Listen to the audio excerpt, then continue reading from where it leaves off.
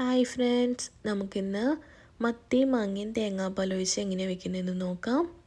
ആദ്യം തന്നെ എണ്ണ ചൂടാക്കി കടുക് പൊട്ടിക്കുക. അതിലേക്ക് നമുക്ക് ഉലുവ ഇട്ട് കൊടുക്കാം.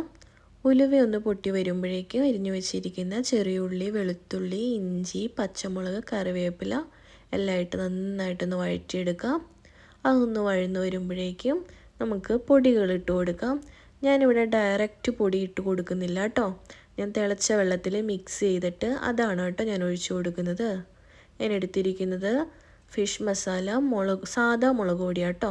മുളക് പൊടി, മല്ലിപ്പൊടി, മഞ്ഞൾ പൊടി ഇത്രയാണ് കേട്ടോ ഞാൻ എടുത്തിരിക്കുന്നത്.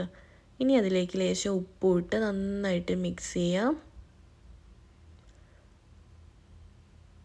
ചാറ് നന്നായിട്ടൊന്ന് കുറുകി വരുന്ന സമയത്ത് നമുക്ക് ബാക്കിയുള്ള തിളച്ച വെള്ളവും കൂടെ ഒഴിച്ചു കൊടുക്കാം. ഏകദേശം ഈ ഒരു പരുവാവണം കേട്ടോ. ഇനി നമുക്ക് തിളച്ച വെള്ളം ഒഴിച്ചു കൊടുക്കാം. നമ്മുടെ മീൻ കഷ്ണങ്ങൾ മുങ്ങാൻ പാകത്തിന് വെള്ളം ഒഴിക്കണേ.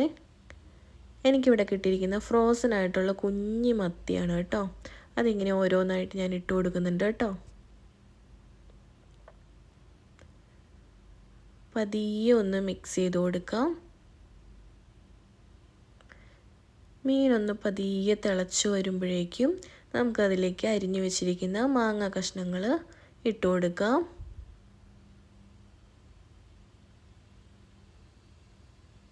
വീണ്ടും പതിയെ ഒന്ന് മിക്സ് ചെയ്ത് കൊടുക്കാം കേട്ടോ.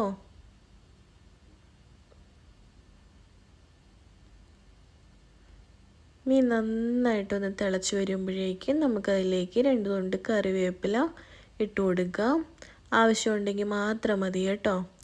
ഇനി അതിലേക്ക് നമുക്ക് കുറച്ച് തേങ്ങാപ്പാൽ ഒഴിച്ച് ഒന്ന് മിക്സ് ചെയ്തിട്ട് ചെറുതായിട്ടൊന്ന് ചൂടാക്കാം കേട്ടോ. തിളച്ച് പോവരുതേ.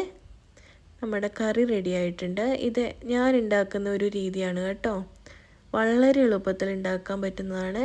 എല്ലാവരും ഒന്ന് ട്രൈ ചെയ്ത് നോക്കാം കേട്ടോ. ഇഷ്ടമായെങ്കിൽ ചാനലൊന്ന് സബ്സ്ക്രൈബ് ചെയ്യുക, ലൈക്ക് ചെയ്യുക, കമൻറ്റ് ചെയ്യുക. അപ്പോൾ ഇത്രയേ ഉള്ളൂ. Thank you all.